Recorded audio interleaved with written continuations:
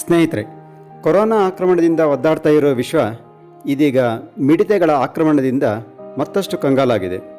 ಭಾರತ ಕೂಡ ಈ ಮಿಡತೆಯನ್ನು ಅಥವಾ ಗ್ರಾಸ್ ಹಾಪರ್ಗಳ ಆಕ್ರಮಣದಿಂದ ಸಾಕಷ್ಟು ತೊಂದರೆಯನ್ನು ಅನುಭವಿಸ್ತಾ ಇದೆ. ಈ ಮಿಡತೆಗಳ ಆಕ್ರಮಣ, ಇವುಗಳ ವಂಶಾಭಿವೃದ್ಧಿ ಹಾಗೂ ಮತ್ತಷ್ಟು ವಿಷಯಗಳ ಬಗ್ಗೆ ವಿವರವಾಗಿ ತಿಳಿದುಕೊಳ್ಳೋಣ ಬನ್ನಿ. ಇದಕ್ಕೂ ಮೊದಲು ಯಾರು ಈ ಚಾನಲ್ಗೆ ಸಬ್ಸ್ಕ್ರೈಬ್ ಮಾಡಿಕೊಂಡಿಲ್ಲ, ಬೇಗ ಸಬ್ಸ್ಕ್ರೈಬ್ ಮಾಡ್ಕೊಳ್ಳಿ ಹಾಗೂ ಪಕ್ಕದಲ್ಲಿರೋ ಬೆಲ್ ಐಕನನ್ನು ಪ್ರೆಸ್ ಮಾಡಿ.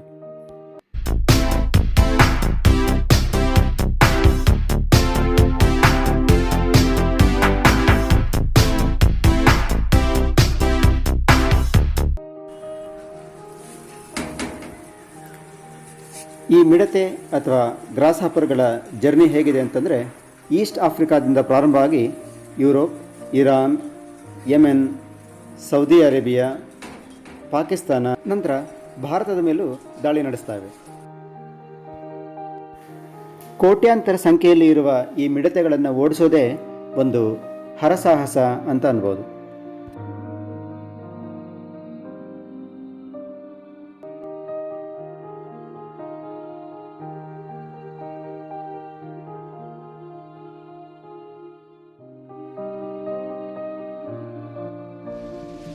ಆರು ಕಿಲೋಮೀಟರ್ಗಳ ದೂರವನ್ನು ತಮ್ಮ ಜೀವಿತಾವಧಿಯಲ್ಲಿ ಕ್ರಮಿಸ್ತವೆ.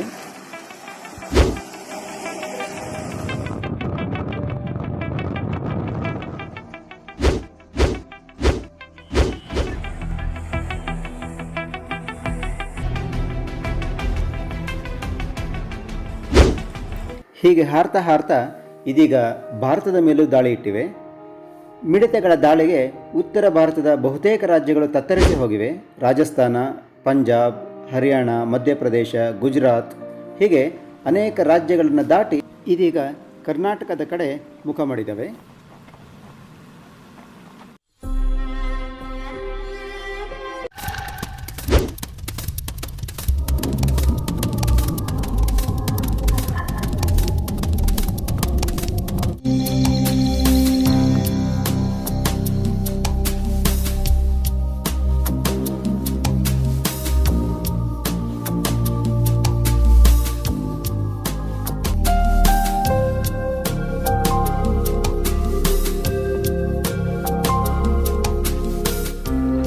ಒಂದು ಅಂದಾಜಿನ ಪ್ರಕಾರ ಒಂದು ಮಿಡತೆಯ ಸಮೂಹದಲ್ಲಿ ಸರಿಸುಮಾರು 8 ಕೋಟಿಯಷ್ಟು ಮಿಡತೆಗಳಿರ್ತವೆ.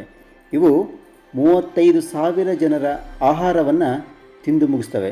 ಅಂತಂದರೆ ಅವು ಯಾವ ಪ್ರಮಾಣದಲ್ಲಿ ಗಿಡಗಳನ್ನು ಅಥವಾ ಕ್ರಾಪ್ಸ್ಗಳನ್ನು ತಿಂತವೆ ಅಂತೇಳಿ ನೀವೇ ಲೆಕ್ಕಾಚಾರ ಹಾಕ್ಕೊಳ್ಳಿ.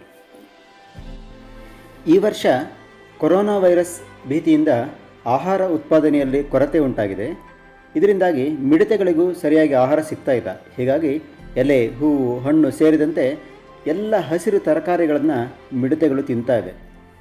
ಈಗಾಗಲೇ ಸುಮಾರು 50,000 ಹೆಕ್ಟೇರ್ ಪ್ರದೇಶ ಹೊಂದಿರುವಂತಹ ಮರಳು ಮಿಶ್ರಿತ ಮಣ್ಣಿನಲ್ಲಿ ತನ್ನ ಜೀವಿತಾವಧಿಯಲ್ಲಿ ವಾರಕ್ಕೊಂದ್ಸರಿ 1,000 ಮೊಟ್ಟೆಗಳನ್ನು ಇಡುತ್ತೆ. ಈ ರೀತಿ 3 ಸಲ ಈ ರೀತಿಯ ಮೊಟ್ಟೆಗಳನ್ನು ಇಡುತ್ತೆ. ಅಂದರೆ ಸರಿಸುಮಾರು ಒಂದು ಮಿಡತೆ 3,000 ಮೊಟ್ಟೆಗಳನ್ನು ಇಡುತ್ತೆ.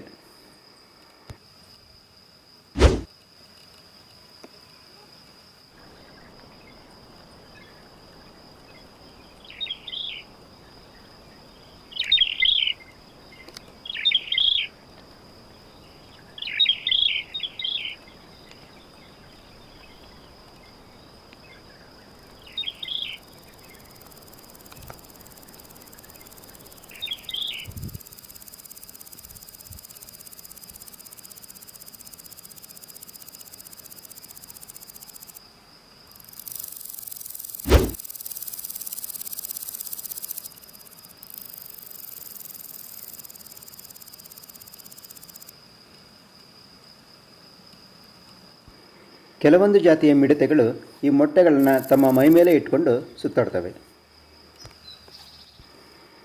ಕೆಲ ವಾರಗಳ ನಂತರ ಈ ಮೊಟ್ಟೆಗಳಿಂದ ಹೊರಗೆ ಬರೋ ಮರಿಗಳನ್ನು ನಿಮ್ಸ್ ಅಂತ ಕರೀತಾರೆ. ಇವುಗಳಿಗೆ ರೆಕ್ಕೆ ಇರೋದಿಲ್ಲ. ಹಾಗಾಗಿ ಕುಪ್ಪಳಿಸ್ತಾ ಮುಂದೆ ಹೋಗ್ತವೆ.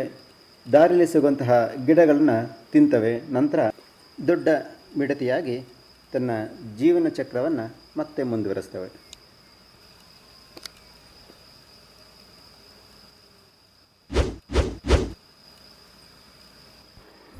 ಇನ್ನೊಂದು ವಿಷಯ ಸ್ನೇಹಿತರೆ, ಇಂತಹ ಮಿಡತೆಗಳನ್ನು ಹಿಡಿದು ತಿನ್ನುವಂತಹ ಜನ ನಮ್ಮ ಪ್ರಪಂಚದಲ್ಲಿ ಇದ್ದಾರೆ ಅಂತಂದರೆ ನೀವು ಇದನ್ನು ನಂಬಲೇಬೇಕು.